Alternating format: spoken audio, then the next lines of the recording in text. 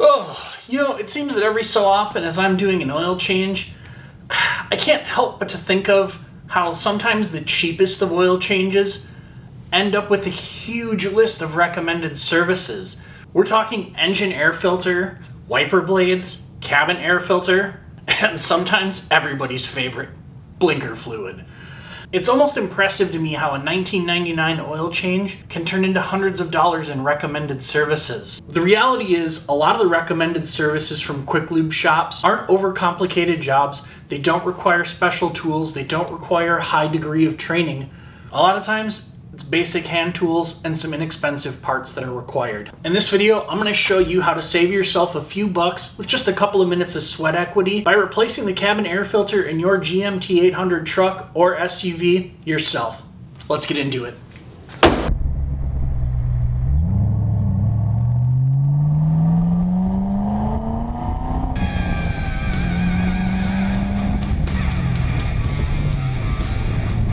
What's up, guys? Welcome to Driver J's Garage. My name is Josh, and this is Warpig, my 2001 GMC Yukon. Now, I just wrapped up an oil change on this beast, and it's time to check and replace the cabin air filter. Now, not all GMT 800s have a cabin air filter. Typically from 99 to 2002, most GMT 800s had a cabin air filter. However, when you get into the 2003 to 2007 model years, it starts to become a bit of a crapshoot, and you'll either need to check next to your blower motor or check your manual to see if your vehicle came equipped with one or was retrofitted by a previous owner. Now, before we get to swapping the cabin air filter, let's head over to the workbench and take a look at what we need to get the job done. All right, guys, we're stepping over here to the workbench to just quick go over the tools we need to replace the cabin air filter in your GMT 800. So the first thing we're going to need is a fresh cabin air filter. I've gone ahead and gone with the Fram Fresh Breeze CF8791A. I'll throw a link to that down in the description below, as well as all the other tools. The second thing we're going to need is a 1/4-inch ratchet. Then we're going to need a couple of sockets to go with that. We're going to need a 7mm and a 5mm, and then we're also going to need like a 1-inch to 1.5-inch or whatever, just a very short extension to help get to some of the bolts that are under the dash. Let's go ahead and get over to the truck. All right, so our cabin air filter for the GMT 800 trucks and SUVs is located underneath the dash on our passenger side of the vehicle. It is directly underneath the glove box. I've seen some people show that you can get through it through the glove box. That's not the case. You have to go down here to the hush panel and make sure you're getting it out through the hush panel.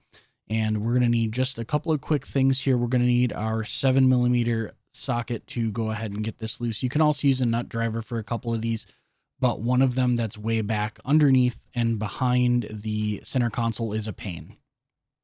And you're going to want your socket, your ratchet, and your extension for this. Unfortunately, I've already taken one of the fasteners out, and I got it out, and I realized I thought I had hit the record button and missed it. So this fastener right here is one of our 7mm, and it's from right up under here, and you'll have to feel for the hole, but it is right up by the center console, and it is very difficult to get your wrench up in there, but that's what you need your extension for. Our second one is right here.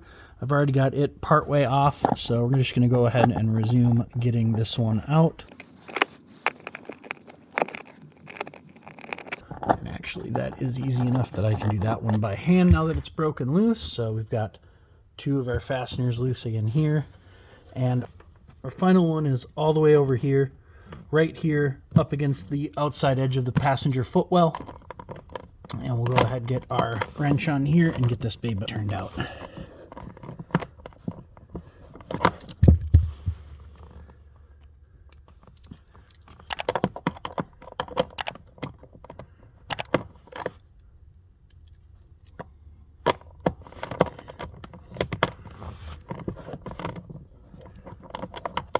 There we go. Got it broken loose, and now I like to just do these by hand once I get them broken loose.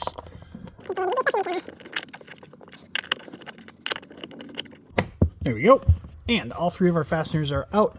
We're going to go ahead and set these guys off in our center console so they don't get lost. From there, we're going to go ahead and just grab the panel and gently pull it forward and down, and it should release. And the reason why we're a little gentle as we do that, and I get that set up off out of the way, is it does touch onto these vent outlets here and can catch on those. And I have seen people break those taking it off. Okay, so we've gotten the panel off, and our filter is right in here. It's pretty easy to get to. There's just a bolt right here at the back.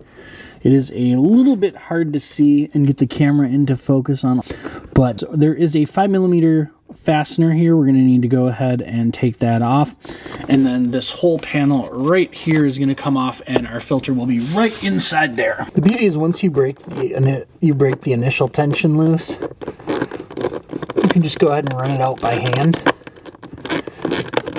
as there's not a lot of torque on it. Now once that's out, all we've got to do is reach back to that spot at the back, give it just a little pull, and then right up here you can see there's just a little clip and it hooks up into there. So all we got to do is move that little hook right there out by folding this down and getting that out of the way. And now we will have access to pull our filter out. And it's just grab that and give it a little whew. I can already tell it's filthy. Now we just give that a little pull.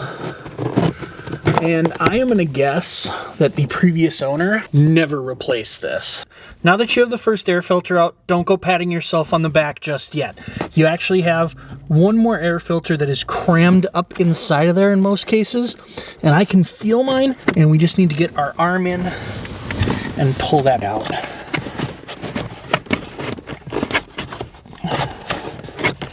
And this second one may take just a little bit of fishing to get out. Once you've got a hold of it, whew, geez, look at all those leaves. Once you've got it, go ahead and pull it on out, and then we can get to putting our two new air filters in. And look at that. That is a huge difference between our used filter and our clean filter. So if it ever starts to smell funky inside the cabin of your GMT800 truck or SUV, this thing is the reason. These can make the air quality nasty in your car. So before you go slapping your air filter into the housing, you want to make sure you check for this right here. And you're going to have an airflow indicator. You'll see it right there. And it's going to have a little arrow, so this one points towards me. You're going to want to make sure that that arrow is pointing toward the driver's side from the passenger side. So your air is going to flow from the blower motor toward the driver's side. So the arrow should point from the passenger side to the driver's side, and that's going to show you your direction of airflow. Be real careful when you're installing those, otherwise you're going to end up with airflow issues. Let's get these into the truck. All right, let's go ahead and get our clean filters up and inside. So start by kind of twisting it, feeding it up in, and then just giving it a little gentle push back to start it into position.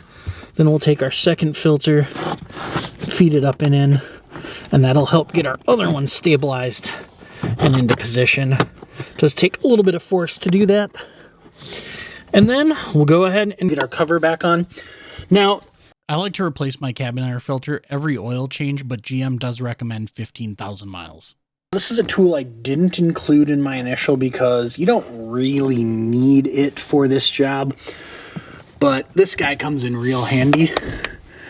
It's like a little service dental mirror. What I use this for is those times where I cannot see what I'm doing without getting at a crazy angle. You guys probably can't see it, but I've got it, so now I can see that hole without needing to touch it. And I get it started by hand. Now we can get it back on our socket and get it tightened back in. And this doesn't need to be overly torqued down because it is just a plastic connection it goes into. So you don't need to Hulk smash this in. And there we go. We got it all tightened down and taken care of. All right, we've got the cabin air filter into its housing. All we have to do is go ahead and button up hush panel at the bottom. So we'll go ahead and get that taken care of. And I think before I put the kick panel back in, I definitely need to maybe detail some of this off of here. There's a lot of dust and dirt, probably from the previous owner, because I haven't had too many people riding shotgun in the Warpig. So I'm gonna get this cleaned off and button back up. Give it a little bit of interior cleaner on there.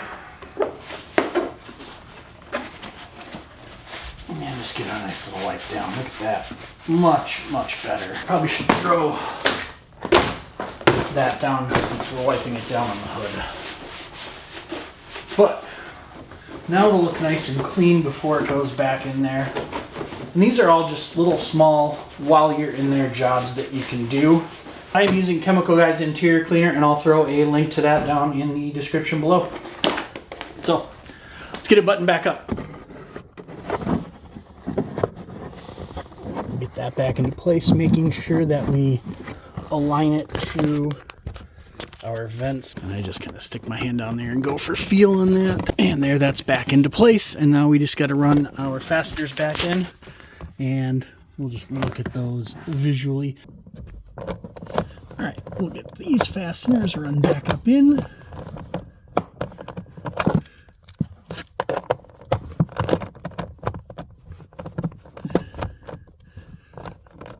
And that'll wrap up the underside of the job. So pretty easy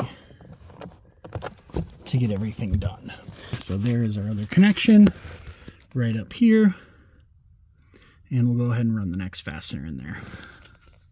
If you guys found the video helpful, please make sure to give it a thumbs up. That helps the YouTube algorithm and me to identify videos that you guys like and that you guys find helpful, so I can continue to make more of those. And if you're into automotive DIY content or automotive adventure stuff, that's what we do here on Driver J's Garage. I would highly recommend that you subscribe to the channel, and we will see you guys in the next one. Peace out.